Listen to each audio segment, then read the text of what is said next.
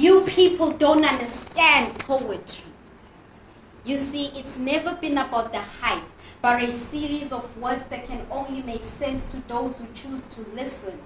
I didn't write these words just because it was cool, but I chose to penetrate the pages of my diary because my body was already penetrated by a stranger who didn't even care who I was. He undressed me with his eyes and shamed me with his body as he laughed and swayed at my nakedness, just like he did.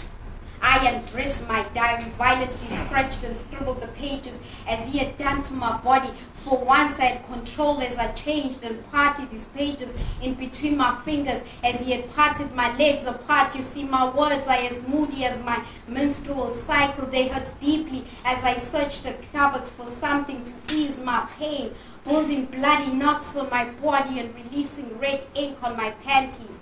I do not have control over my body, so I chose not to control the words on my diary. It was I who chose to release the bloody ink because for once I had control. So before you laugh and judge my words, look at yourself.